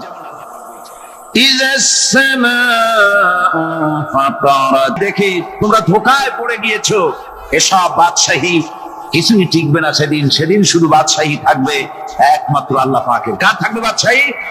জোরে বলেন কার? আল্লাহ রাব্বুল আলামিন যখন কিছুই থাকবে না ঘোষণা করবেন, লিমানিল মুলকুল ইয়াউম লিল্লাহিল ওয়াহিদুল কাহ্হার। আজকে কার রাজত্ব? চারিদিক থেকে আওয়াজ আসতে থাকবে, পরাক্রমশালী আল্লাহ রাব্বুল আলামিনের রাজত্ব। আর কারণ নয়, হাদিস শরীফে এসেছে, বুখারী মুসলিম শরীফের হাদিসে এসেছে, আল্লাহ নবী বলেন, আল্লাহ রাব্বুল আলামিন তখন তার এক হাতে আকাশ মণ্ডলীকে ধারণ করবেন, আর এক হাতে জমিনকে ধারণ করবেন। আকাশ মণ্ডলী এক হাতে, জমিন এক হাতে। এভাবে আল্লাহ রাব্বুল আলামিন বলবেন, আইনাল জাব্বারুন আইনাল মুতাকাব্বিরুন। কোথায় সেই স্বৈরাচারীরা? কোথায় সেই দুর্বিনীত অহংকারী স্বৈরাচার যারা আমার জমিনের উপরে, আমার মানুষের উপরে রাজত্ব চালিয়েছে? তারা আজকে কোথায়? কোথায় সেই অহংকারীরা?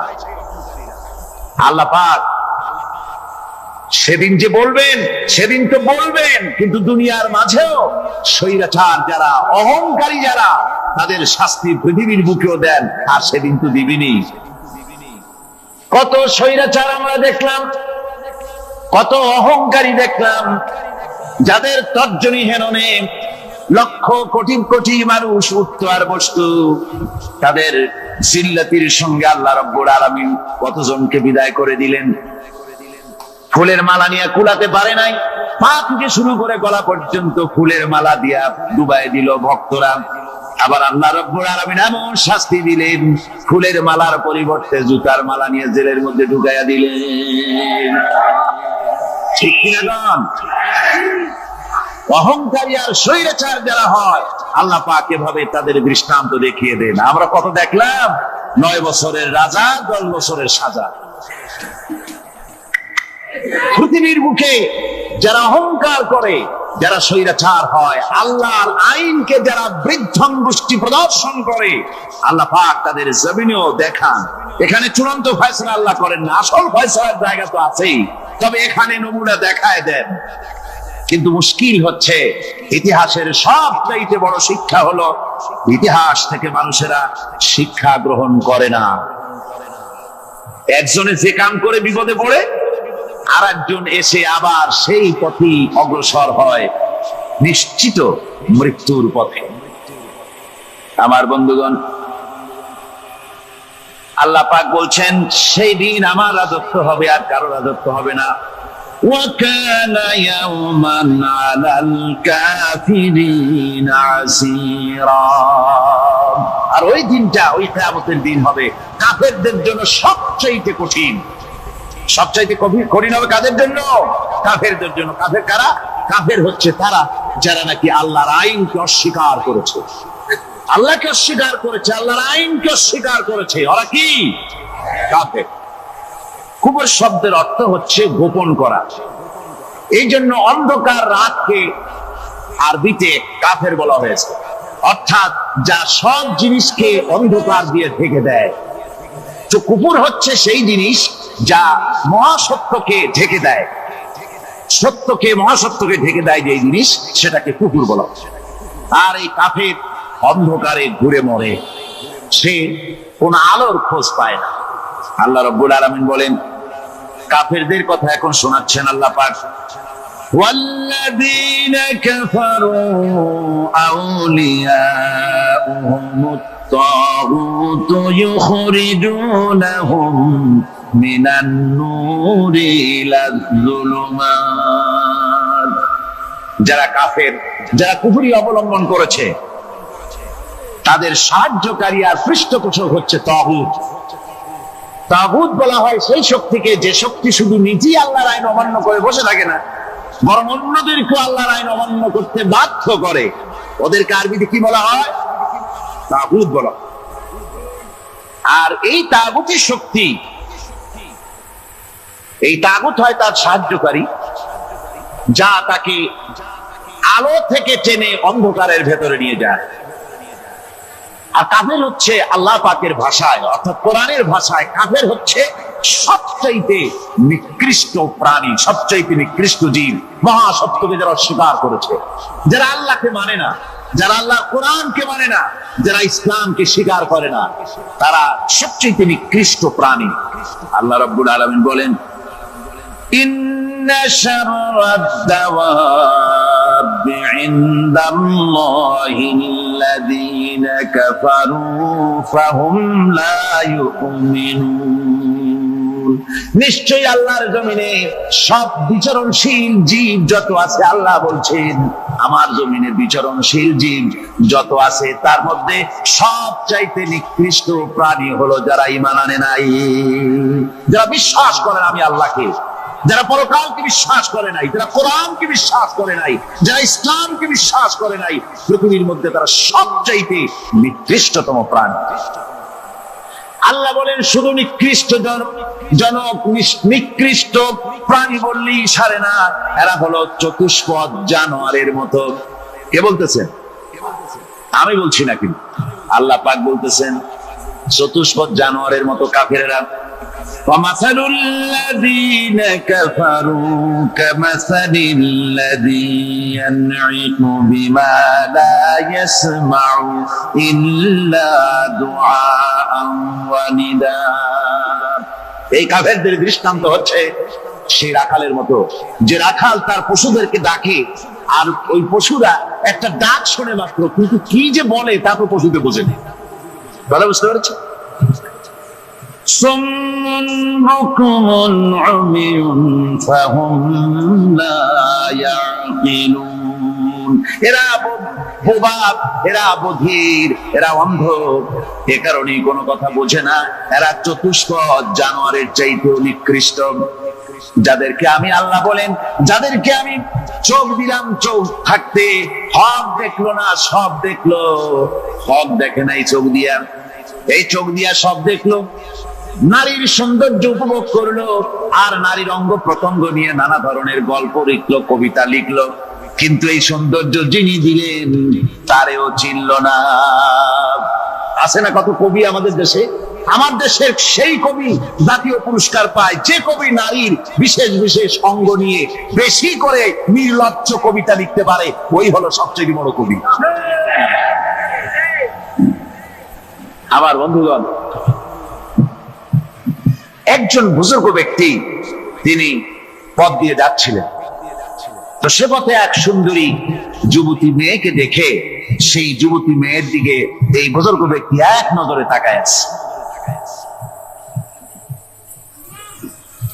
তখন এই ঘটনাটাকে কবি এভাবে লিখতেছেন সাজায়: একদা সুখদায়ক প্রমোদা বদন দর্শন করিব ঝরিল নয়ন, হেসে কহে সে রূপসী সবিস্ময় মন, কহ দেখি মহাশয় কহ কি কারণ, বিষয় বিরাগী তুমি ভুবনে প্রচার, কি হেতু জন্মিল তব মানস বিকার, সামান্য ললনা রূপ করি দর্শন, উচিত না হয় তব অশ্রু বরিশন।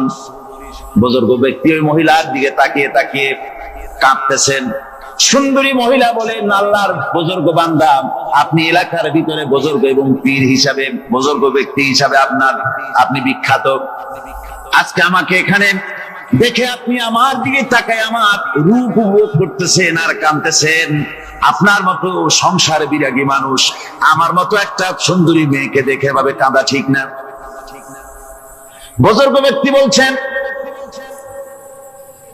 হেসে কহিলাম বলে করহ শ্রবণ, নেত্র ঝরে তবু হেতু ভেব না এমন, যে শিল্পী রচিল ওই সুধাংশু বদন, তাহার তরে ঝরে নেত্র নয়নে জীবন। আল্লাহর বান্দি, আমি তোমাকে দেখি কান্দি না, আমার চোখে পানি বেরিয়ে গেছে। তোমারে দেখে আমি মনে মনে ভাবলাম, এত সুন্দর করে যিনি মানুষ বানিয়েছেন, না জানি ওই আল্লাহ রব্বুল আলামিন কত বড় সুন্দর।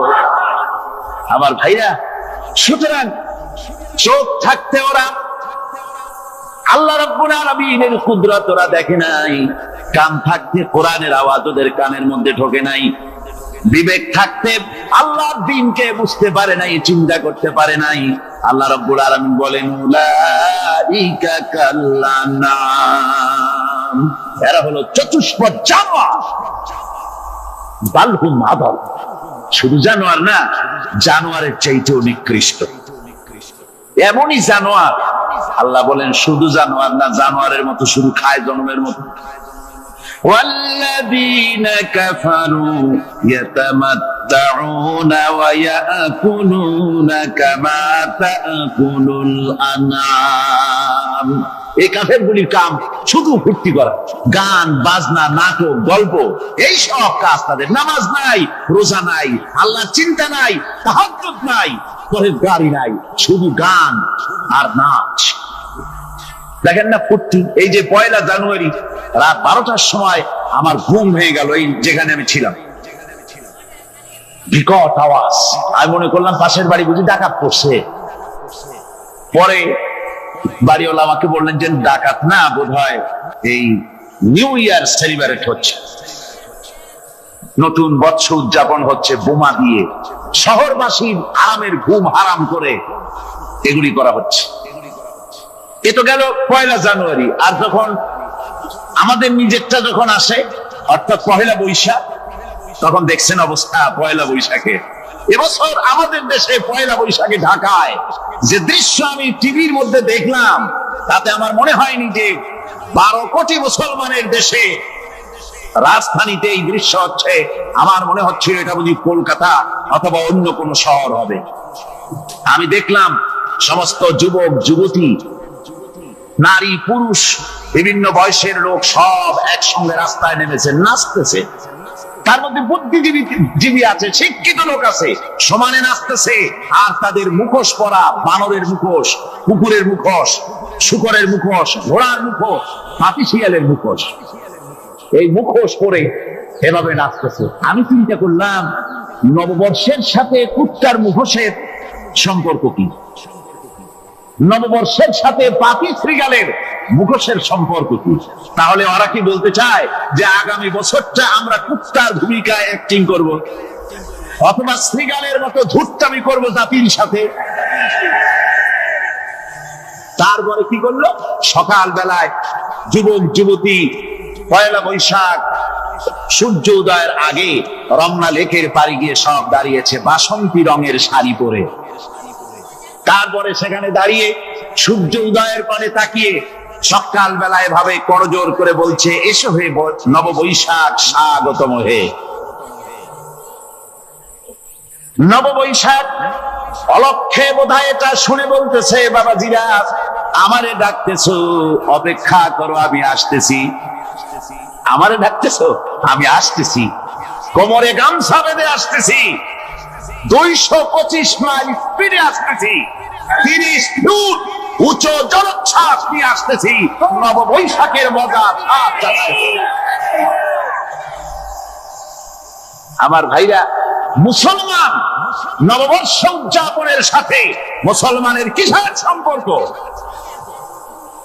মুসলমান যদি এই দিন উদযাপনই করে তাহলে তাকে করতে হবে ফজরের নামাজ পড়বে।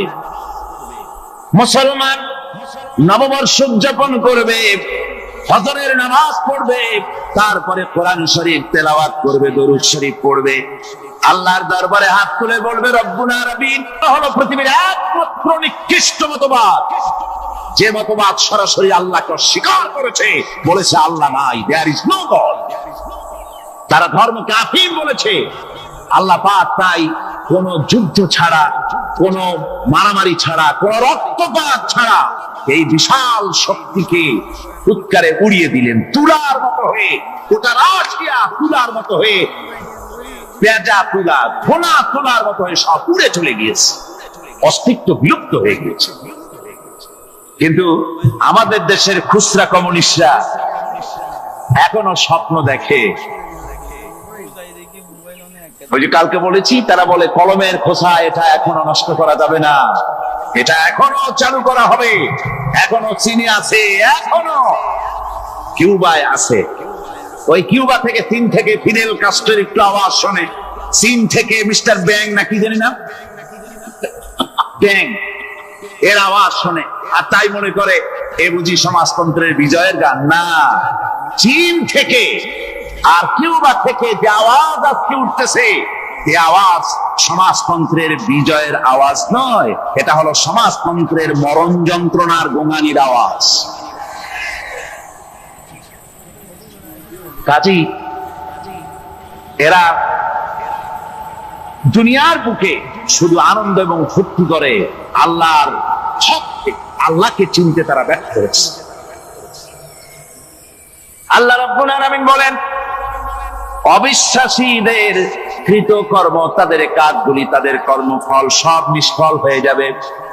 ওয়াল্লাযীনা কাফারু আ'মালুহুম কাসারাবিন বিকিআতিন ইয়াহসাবুহুল যামআনু মা। আল্লাহ পাক বলেন, কাফের যারা, অবিশ্বাসী যারা, যারা আমাকে অস্বীকার করেছে, অবিশ্বাস করেছে, তাদের আমলগুলি হলো মরুভূমির মধ্যে মরীচিকার মতো। মরুভূমির মরীচিকা, মানুষ যখন মরুভূমির ভিতর দিয়ে যায়, পানির পিপাসা লাগে, দূরে দেখে পানি চিকচিক করতেছে, আর ওই মরীচিকা যেটাকে সে পানি মনে করেছিল, হাত্তা ইযা জাআহু লাম ইয়াজিদহু শাইআ, যেটাকে সে পানি মনে করে ছুটতেছিল, যখন কাছে গেল আল্লাহ পাক বলেন কিছুই সেখানে পায় না, শুধু মরীচিকা, বালু আর বালু। এরকম করে যারা আমার দিনকে অস্বীকার করেছে, আমাকে অস্বীকার করেছে, তারা যত ভালো কাজ করুক আর যাই করুক না কেন, তাদের কৃত কর্মগুলি এভাবে সব নিষ্ফল। এ হলো এক কথা। 2 নম্বরের কথা হলো, ওরা মনে করেছিল সমাজতন্ত্র শান্তি দেবে, কমিউনিজম শান্তি দেবে, সোশ্যালিজম শান্তি দেবে, ক্যাপিটালিজম শান্তি দেবে।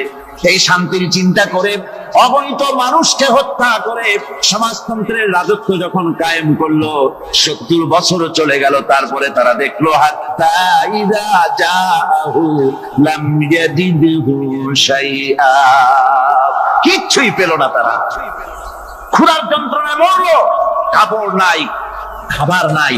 তারা ওই রাশিয়া থেকে চেকোস্লোভাকিয়া থেকে যুগোস্লাভিয়া দিয়া, রোমানিয়া থেকে হাঙ্গেরি এবং পোল্যান্ড আর মঙ্গোলিয়া থেকে, সেখানে সমাজতন্ত্র তাড়াতে আমরা যাই নাই। আমরা সেখানে সমাজতন্ত্রের বিরুদ্ধে তাফসীর করি নাই, ব্যাখ্যা করি নাই, বক্তব্য রাখি নাই। ওই সব দেশ থেকে সমাজতন্ত্র তাড়াইছে কে? কারা তাড়িয়েছে? না না, ওরা নিজেরাই, সেই দেশের জনগণই এটাকে উৎখাত করেছে তাদের জমিন থেকে। আল্লাহ পাক বলছেন, যারা আমার দিনকে, আমার বিধানকে যারা অস্বীকার করবে, তারা এই অস্বীকারী অবস্থায় যদি মৌত হয়, আমার সমাজতন্ত্রী কোনো ভাই যদি মাহফিলে থাকেন, কমিউনিস্ট কোন ভাই যদি মাহফিলে থাকেন, তাহলে শুনুন আল্লাহ কি বলতেছেন। আল্লাহ দিনকে, আল্লাহর কোরআন পূর্ণাঙ্গ জীবন বিধান, অর্থনীতি আছে, সমাজনীতি আছে, রাজনীতি আছে, কথা যারা বিশ্বাস করে না, কোরআনকে শুধুমাত্র নামাজ, রোজা, হজ, যাকাত আর বেহেশত দোজখ যারা মনে করে, জীবন ব্যবস্থা মনে করে না, এই অবস্থায় যদি মারা যায়, আল্লাহ রাব্বুল আলামিন বলেন, ইন্নাল্লাযীনা কাফারু ওয়া মাতু ওয়া হুম কুফফারুন উলাইকা আলাইহিম লানাতুল্লাহি ওয়াল মালাইকাতি ওয়ান নাসি আজমাইন। আল্লাহ রাব্বুল আলামিন বলেন, আমাকে অস্বীকার করার অবস্থায়, আমার দ্বীনকে, বিধানকে অস্বীকার করার অবস্থায় যদি মওত হয়ে যায়, তাহলে আল্লাহ, ফেরেশতা এবং तमाम পৃথিবীবাসীর অভিসম্পদ তার উপরে হতে থাকে, লানত হতে থাকে। খালিদিনা ফিহা লা ইউখাফফাফু আনহুমুল আযাবু ওয়া লা হুম ইউনজারুন। এই অভিসম্পদ অবস্থায় তারা সব সময় লিপ্ত থাকবে, না তাদের আযাবকে কমায় দেওয়া হবে, আর না তাদের কোন রকম অবকাশ দেওয়া হবে। এখন আরো মজবুত কথা, হযরত মুসা আলাইহিস সালাম বলেন, ফেরাউনের জেলের ভয় আমি করি না, আমার কি জেলের ভয় দেখায় লাভ নাই, আমি আল্লাহ পাকের পয়গম্বর। হযরত মুসা আলাইহিস সালাম, ফেরাউনের দলবল আছে, লোক লস্কর আছে, তার অস্ত্রের অভাব নাই। আল্লাহ রাব্বুল আলামিন মুসা আলাইহিস সালামের কাছে একটা অস্ত্র দিয়া দিলেন, দিছিলেন কিনা? আল্লাহ পাক হযরত মুসা কি বলেছেন, ওয়া মা তিলকা বিয়ামিনিকা ইয়া মুসা। মুসা রে, তোমার হাতে ওটা কি? মুসা আলাইহিস সালাম বললেন, এটা লাঠি। আল্লাহ পাক বললেন, ফেলে দাও লাঠি। লাঠি ফালায় দিলেন, কি হয়ে গেল? হিয়া হাইয়াতুন তাসআ, লাঠি হয়ে গেল। এখন লাঠি পড়ে সাপ হয়ে গেল। সাপ দেখে নবী, বলি হোক, সাহাবী হোক আর আলেম হোক, সাপ দেখলে ভয় করে না মানুষের? মুসা আলাইহিস সালাম ভয় পেয়েছে। আল্লাহ রাব্বুল আলামিন হযরত মুসাকে শোনায় দিলেন, খুযহা ওয়া লা তাখাফ সানুঈদুহা সিরাতাহাল উলা। ধরো, লা তাখাফ, ভয় পেও না। আল্লাহ বলছেন ধরো, ভয় পেও না। ধরার সঙ্গে সঙ্গে স্বাভাবিক অবস্থায় ফিরে আসবে, আবার লাঠি হয়ে যাবে। এখন আল্লাহ বলছেন ধরো। মুসা আলাইহিস সালাম কি ভয় পাওয়া উচিত হবে? উচিত হবে। মুসা আলাইহিস সালাম কি ভয় পাইছিলেন? কারণ হচ্ছে এই দুশমনের শক্তিটা খুব বড়ই দেখা যায়, মনে হয় যেন অনেক বড়, কি জানি কি। আল্লাহ পাক বলছেন, ইন্না কাইদাশ শায়তানে কানা দাঈফা। শয়তানের চক্রান্ত যতই তুমি মনে করো অনেক ষড়যন্ত্রের জাল বিস্তার হয়ে আছে, আল্লাহ কিছুই না, দাঈফা, অত্যন্ত দুর্বল। আল্লাহ পাক বললেন ধরো। মুসা আলাইহিস সালাম সাপ ধরলেন, সঙ্গে সঙ্গে লাঠি হয়ে গেল। ফেরাউন বরদাস্ত করলো না, রাষ্ট্র শক্তির পক্ষ থেকে আক্রমণ শুরু হলো। অপরাধ কি? মুসা আলাইহিস সালামের অপরাধ কি? কি অপরাধ? মাশাআল্লাহ, বুঝতে পেরেছেন। অপরাধ হচ্ছে তিনি বলেছেন লা ইলাহা, জোরে বলেন লা ইলাহা ইল্লাল্লাহ। তো আমি বলবো, আল্লাহ রাব্বুল আলামিন কোরআনে কারীমের মধ্যে বলেছেন, আল্লাহু লা ইলাহা ইল্লা হুয়াল হাইয়ুল কাইয়্যুম। কোন সূরা আছে? কোন আয়াতে? আয়াতুল কুরসি। পড়তে ইচ্ছা করে না? পড়েন আমার সাথে। আল্লাহু লা ইলাহা ইল্লা হুয়াল হাইয়ুল কাইয়্যুম। আল্লাহ হচ্ছেন তিনি, যিনি ছাড়া কোনো উপাস্য নাই, কোন ইলাহা নাই, কোন মাবুদ নাই যিনি ছাড়া, আর কোন ইবাদতের মালিক নাই। আর যিনি হচ্ছেন সদা জাগ্রত চিরঞ্জীব, সার্বভৌমত্বের একচ্ছত্র মালিক যিনি সদা জাগ্রত চিরঞ্জীব, তিনি হচ্ছেন আল্লাহ।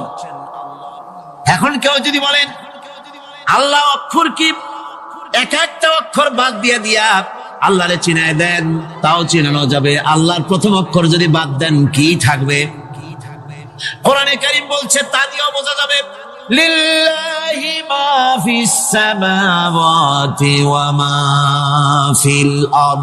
আল্লাহ হচ্ছেন তিনি যার জন্য আকাশ আর জমিন, আকাশ এবং জমিনের একচ্ছত্র মালিক। এর মাঝখানে যা কিছু আছে সব কিছুর মালিকানা যার হাতের মুঠায়, তিনি আমার আল্লাহ। তিনি কে?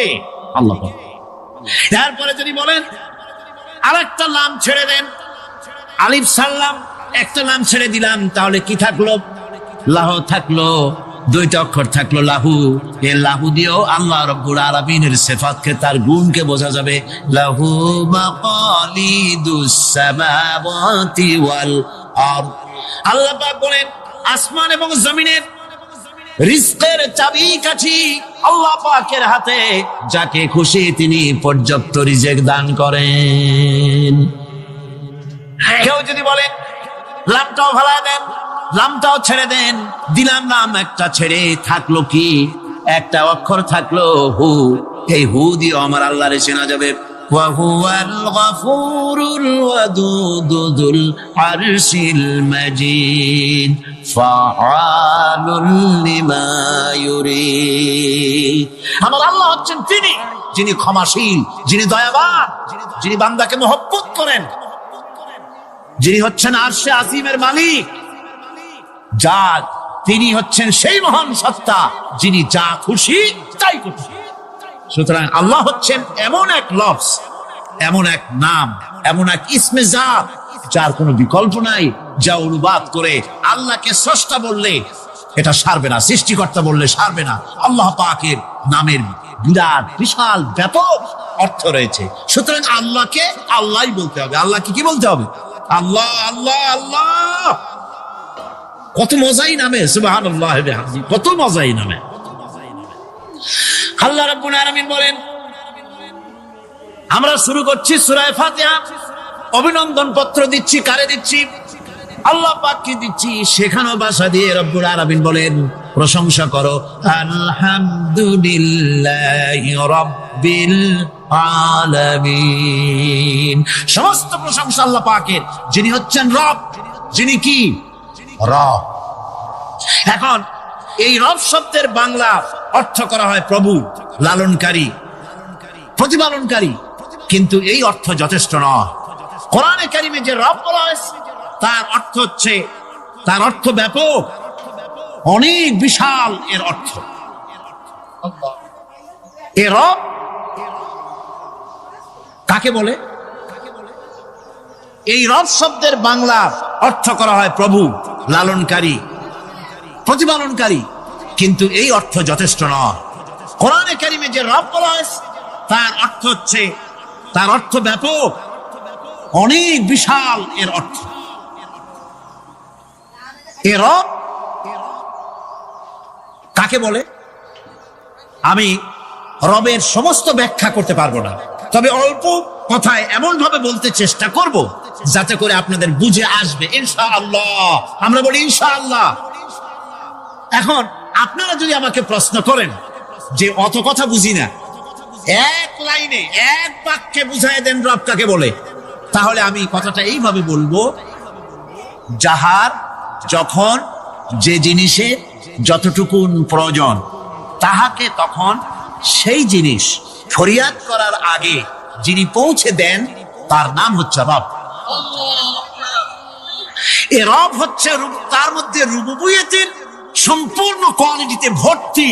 আল্লাহ পাকের মধ্যে রুবুবিয়তের কোয়ালিটি। রব শুধু সৃষ্টি করেই ছেড়ে দেন না, প্রতিপালন করেন, পূর্ণতায় পৌঁছে দেন। সুবহানাল্লাহ বলতে ইচ্ছে করে না ভাইরা? দেখেন আল্লাহ রাব্বুল আলামিন এমন রব, বাংলাদেশের কুকুর আর আমেরিকা ইউরোপের শীত প্রধান দেশের কুকুর একরকম নয়। আমাদের দেশের পশু ইউরোপ আমেরিকা শীত প্রধান দেশের পশু একরকম নয়। তার কারণ হলো আমাদের দেশে শীত কম, নাতিশীতোষ্ণ অঞ্চলের মধ্যে খানিকটা পড়ে যায়। এখানে পশুদের গায়ে কম পশম থাকলে কোনো অসুবিধা নাই। ভেড়া, ঘোড়া, কুকুর, বন্য প্রাণীকে কেউ তো কম্বল দেয় না, ল্যাপ দেয় না, রাজাই দেয় না, খাতা দেয় না, চাদর দেয় না। আল্লাহ রাব্বুল আলামিন তিনি এমন রব, শীত প্রধান দেশের পশুদের গায়ে পশম দিয়া চিরস্থায়ী কম্বল জড়ায় দিয়েছেন। এরা হচ্ছে রব। প্রতিপালনের পদ্ধতি কি সুন্দর করে তিনি প্রতিপালন করছেন, কি সুন্দর করে তিনি পশু পক্ষীগুলিকে তাদের আহার জোগাড় করছেন, প্রতিপালন করছেন। তিনি রব, মানুষকে সৃষ্টি করেছেন, আমাদেরকে সৃষ্টি করেছেন, সব প্রয়োজন মিটাইছেন, সকল প্রয়োজন মিটিয়েছেন, একটা জিনিস বাদ রাখেন। আমাদের মুখে দাঁতের দরকার ছিল, মায়ের পেট থেকে দাঁত নিয়ে আসিনি। মায়ের পেট থেকে আসার পরে আমাদের খাবারের দরকার ছিল। লক্ষ্য করেন রব কারে বলে, লক্ষ্য করুন। মায়ের পেটের মধ্যে যখন ছিলাম ওখানে কোনো রোগের জীবাণু ঢুকতে পারে নাই। ফি করারিন মাকিন, একটি সুরক্ষিত জায়গায় আল্লাহ রাব্বুল আলামিন বাচ্চাকে রেখেছেন, যেখানে কোনো সর্দি হবে না, জ্বর হবে না, সর্দি হবে না, ব্রঙ্কাইটিস হবে না, ডায়াবেটিস হবে না, প্রেসার হবে না। মায়ের পেটের মধ্যে বাচ্চাকে এমন জায়গায় আল্লাহ যত্ন করে রেখেছেন। এই বাচ্চা যখন মায়ের পেট থেকে বেরিয়ে এলো তখন তার পরিবেশ অত্যন্ত খারাপ। এখানে পলিউশন আছে, এখানে কার্বন ডাই অক্সাইড আছে, এখানে বিষাক্ত হাওয়া আছে। কাগজটা আপনারা দেখতে পাচ্ছেন, এই রকমের কাগজে 10 লক্ষ পাতা লিখতে যত কাগজ লাগে, এরকমের 10 লক্ষ পাতার লেখা ছোট্ট এই ডায়েরিটার মধ্যে ঢুকাই দেওয়া যায়। 10,000 টেলিফোন নাম্বারের মেমোরিতে তুলে দেওয়া যায়। এটা হচ্ছে লেটেস্ট আবিষ্কার। কিন্তু আল্লাহ পাক মানুষের যে ব্রেনটা তৈরি করলেন, পৃথিবীতে যা আছে এ সব কিছু একটা মানুষের ব্রেনের মধ্যে, সমস্ত তথ্য, সমস্ত ফ্যাক্টস মানুষের মেমোরির ভিতরে ঢুকাবার পরেও আরো লক্ষ লক্ষ জায়গা বাকি থেকে যাবে, শূন্য থেকে যাবে, যা পূরণ হওয়ার নয়। এত বিশাল মেমোরি আল্লাহ পাক তার মানুষের মাথার মধ্যে তৈরি করে দিয়েছেন। সুবহানাল্লাহ বিহামদি। দেখুন অবস্থাটা কি। আল্লাহ তার মানুষকে কিভাবে, রব কাকে বলে, রব কারে বলে, সুবহানাল্লাহ বিহামদি। চোখের সামনে রাস্তা দিয়ে চলতে গিয়ে চোখের সামনে সাপ দেখলেন, চোখ দেখার কাজ করেছে। চোখ কি করেছে? দেখার কাজ করেছে। এখন কি করবেন? চোখ কিন্তু দেখে বসে থাকে নাই, চোখ দেখা মাত্রই ট্রান্সমিট করেছে ব্রেনকে। ব্রেন সাথে সাথে অ্যাকশন নিতে বলেছে হাতকে আর পাওকে। হাতে লাঠি থাকলে পিটাও, লাঠি না থাকলে পাকে বলেছে দৌড় মারো। এই যে সাপ দেখলো, চোখ এটাকে পাঠাই দিল ব্রেনকে, ব্রেন পাঠাই দিল অ্যাকশনে হাতে আর পায়ে। এতে কিন্তু 1 সেকেন্ড সময় লাগে নাই, 1 সেকেন্ডের কয়েক লক্ষ ভাগের 1 ভাগের ভিতরেই মানুষ অ্যাকশনে এসে গিয়েছে। সুবহানাল্লাহ। এর নাম হচ্ছে রব। এর নাম কি? তার অফুরন্ত সৃষ্টি, অফুরন্ত সৃষ্টি। মানুষের হার্ট তৈরি করেছেন, চোখ তৈরি করেছেন। চোখে কিন্তু আমরা নেগেটিভ দেখি। চোখে আমরা কি দেখি? নেগেটিভ দেখি। এই নেগেটিভটা চোখ ক্যাচ করে ব্রেনের ভিতর থেকে পজিটিভ হয়ে কে বের করে দেয়? সুবহানাল্লাহ। কানে অসংখ্য শব্দ শুনি, কিন্তু কোন শব্দ তো জড়ায় যায় না। অসংখ্য শব্দ আমরা শুনি, যেমন রেডিও ঘুরাচ্ছেন, 9 ব্যান্ড রেডিও অথবা এর থেকেও বেশি ব্যান্ডওয়ালা রেডিও। আপনি যখন ঘুরাচ্ছেন কোন সেন্টার ধরার জন্য, অনেক সময় 4-5টা সেন্টার জড়ায় যায় না? জড়ায় কিনা? 4-5টা সেন্টার জড়ায় যায়, সর্বনাশ হয়ে যায়, কোনটা থেকে কোনটা শুনবে। তো এইরকম করে আপনার কানের ভিতরে শব্দগুলি সব জড়াইয়া পাকাইয়া আপনার কানের মধ্যে একটা বিশ্রী আওয়াজ সৃষ্টি করে দিতে পারত। কে স্তরে স্তরে শব্দগুলিকে শোনার ব্যবস্থা করেছে। আপনার জিহ্বার ভিতরে হাজারো রকমের স্বাদ গ্রহণ করার জন্য একটা জিহ্বায় এতগুলি টেস্ট নেওয়ার ক্ষমতা কে তৈরি করে দিলেন? আল্লাহ রাব্বুল আলামিন। সুবহানাল্লাহ বিহামদি। তিনি হচ্ছেন রব, যিনি মানুষের প্রতিপালন সৃষ্টি করেন এবং প্রতিপালন করেন, এমনি এমনি ছেড়ে দেন। এরপরে মানুষের সব প্রয়োজন তিনি মিটিয়েছেন।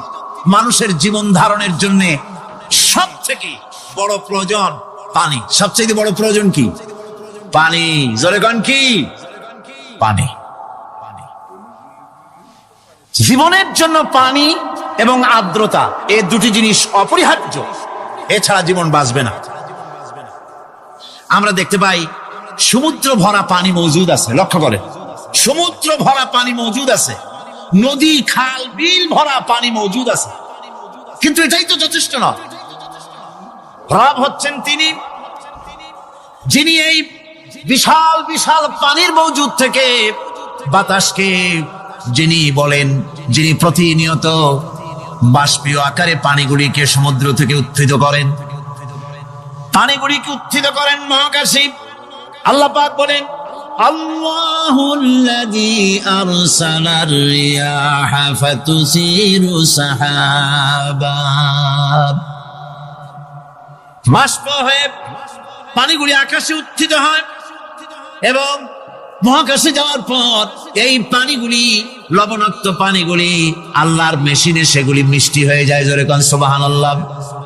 পানিগুলি মিষ্টি হয়ে গেল, ওই মিষ্টি পানি আল্লাহ রাব্বুল আলামিন নাজিল করে দিলেন। এবার বৃষ্টি কণা কণা হয়ে পড়লো, ফোঁটা ফোঁটা বৃষ্টি। আল্লাহ খুঁজে দেখলেন বৃষ্টির ফোঁটাগুলি পৃথিবীর প্রতিটি কণা তালাশ করে তৃষ্ণার্ত কণাগুলিকে আল্লাহ পাক ভিজাই দিলেন। সেই জন্য তার নাম হলো রব। তিনি হচ্ছেন রব, প্রয়োজন মিটান। পানি সবচেয়ে প্রয়োজন বেশি, সেই পানি আল্লাহ পাক এভাবে সরবরাহ করলেন।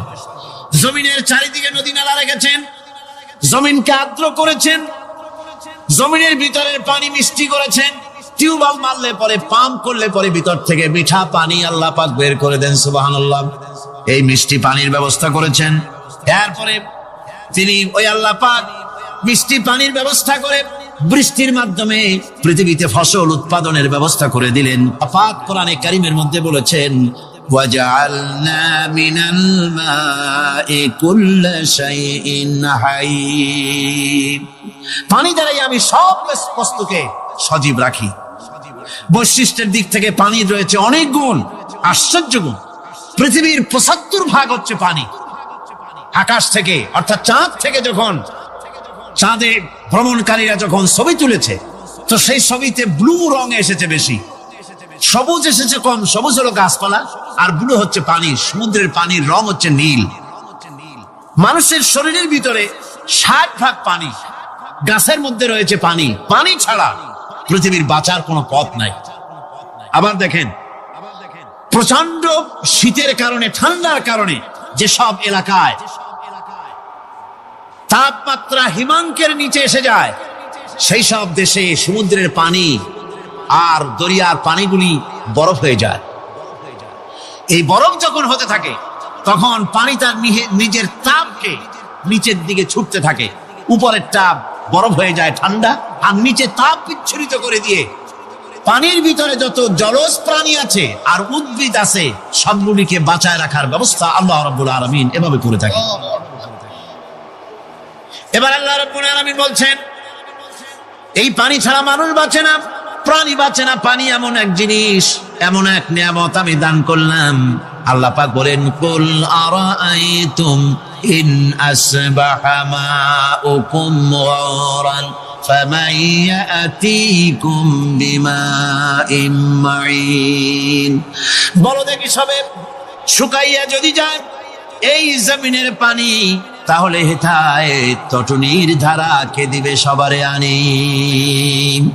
এই পৃথিবীর নদী নালা খাল বিল, জমিনের আভ্যন্তরীণ দিকে পানিগুলি যদি আমি আল্লাহ রাব্বুল আলামিন শুকায় দেই, তাহলে আমি আল্লাহ ছাড়া এমন কে আছে যে নতুন করে আবার পানির আমদানি করে দিতে পারে? আছে কেউ? আজ পানির শূন্যতা আমাদের দেশে দেখা যাচ্ছে। পানি আস্তে আস্তে কমে যাচ্ছে, আস্তে আস্তে পানি শেষ হয়ে যাচ্ছে। কি কারণে শেষ হচ্ছে এবং কি হলে পানি পাওয়া যাবে পরে বলা যাবে ইনশাআল্লাহ। তো জীবন ধারণের জন্য যেমন পানির প্রয়োজন, জীবন ধারণের জন্য তেমন বাতাসেরও প্রয়োজন। পানি ছাড়া তো কিছু সময় চলতে পারে, পানি এবং খাদ্য ছাড়া কিছু সময় চলতে পারে, কিন্তু বাতাস ছাড়া তো এক মুহূর্ত চলে না, ঠিক কিনা? বুঝেন কিনা কথা? বাতাস ছাড়া এক মুহূর্ত চলতে পারে না। অথচ আল্লাহ রাব্বুল আলামিন এই বাতাস দিয়ে গোটা আকাশকে শূন্য জায়গাগুলি বাতাস দিয়ে ভরে রেখেছেন, যাতে করে কারো বাতাসের কোনো অসুবিধা না হয়, শ্বাস করতে কোনো কষ্ট না হয়। প্রাণী জগৎকে বাতাস দিয়ে বাঁচিয়ে রাখার জন্য আল্লাহ পাক মহাশূন্যকে এভাবে সব এলাকা বাতাস দিয়ে ভরে রেখেছেন। এই জন্য তার নাম হচ্ছে রব। এটাই হচ্ছে রুবুবিয়তের নমুনা। আমার ভাইয়েরা, আল্লাহ রাব্বুল আলামিন পানি দিলেন, বাতাস দিলেন, খাদ্যের ব্যবস্থা করে দিলেন। শস্য শ্যামল এলাকায় আল্লাহ পাক সব জায়গাগুলিতে শস্য শ্যামল হোক অথবা উষর ধূসর মরুভূমি হোক, সারা পৃথিবী জুড়ে আল্লাহ রাব্বুল আলামিন খাবারের দস্তরখান বিছায় রেখেছেন। ওয়ামা মিন দাব্বাতিন ফিল আরদি ইল্লা আলাল্লাহি রিজকুহা। এই পৃথিবীর বুকে এমন কোন বিচরণশীল জীব নাই যেই জীবের রিজকের দায়িত্ব আমি আল্লাহ আমার নিজ হাতে গ্রহণ করি নাই। জোরে বলেন সুবহানাল্লাহ। সব রিজেক আমি ছড়ায় রেখেছি বিশ্ব জুড়ে সর্বত্র।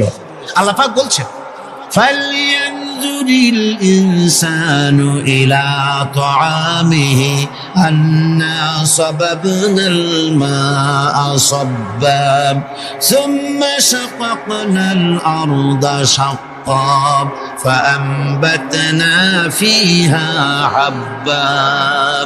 আল্লাহ পাক বলছেন, মানুষের উচিত নিজ খাদ্যাদির দিকে লক্ষ্য করা, নিজে খাদ্যের দিকে লক্ষ্য করা।